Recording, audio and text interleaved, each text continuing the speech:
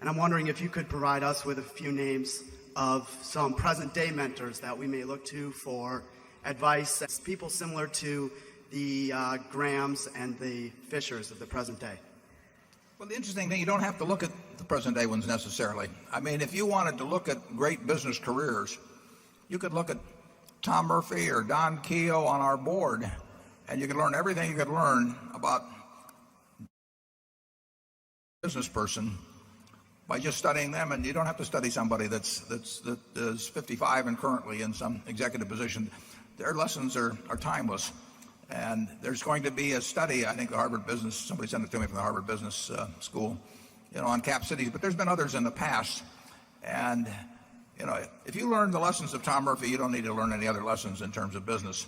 And I would say if you learn the lessons of certain investors in the past, you don't need to worry about a contemporary example. Charlie?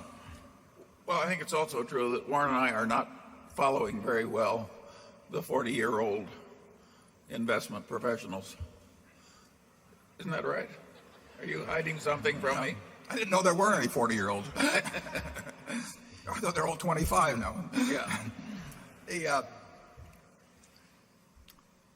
The investing is really not complicated. I mean, the basic framework for it is simple. Now, then you have to work at it some to find the best pockets of undervaluation, maybe, or something.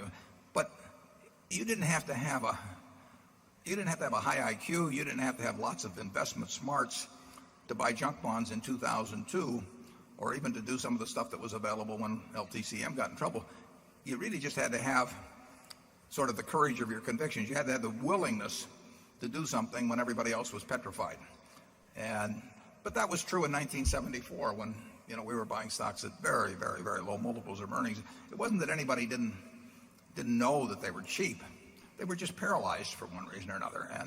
And that the lesson of following logic rather than emotion, is something that's obvious, and some people have great trouble with it, and others have less trouble.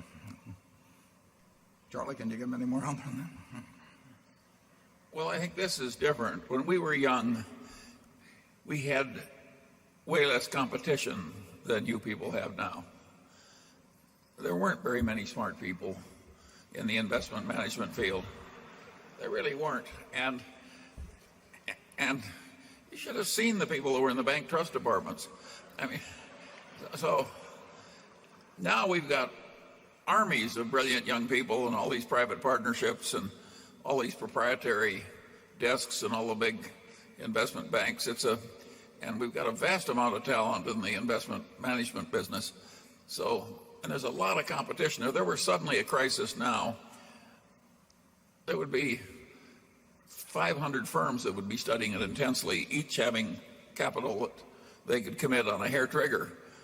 In our day, we would frequently be all alone.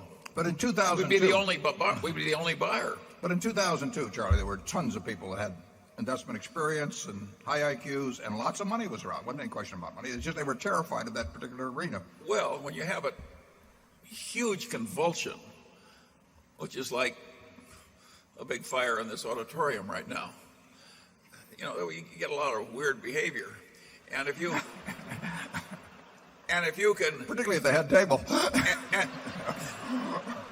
and if you can be wise when everybody else is going crazy, sure, there will still be opportunities, but that may give you a long, dull stretches if that's your strategy. 3 years ago, you could find a number of securities in Korea, population 50 million, advanced society, strong balance sheets, strong industry positions, at 3 or so times earnings. Now, but that took a convulsion to create that. A big convulsion. Yeah, but the convulsion happened 3 or 4 years earlier, 5 years earlier, and plenty of smart people in Korea in the investment business, plenty of smart people here scouring. The information was all available. You can go to the internet and get information about Korean companies that's just as good as you get up from the SEC. And there they were, dozens of companies at very, very, very cheap prices. Now, where are all these smart people and with all this money? It did happen, but if I asked you to name 20 more like it, you would have great difficulty. I'm not going to name them.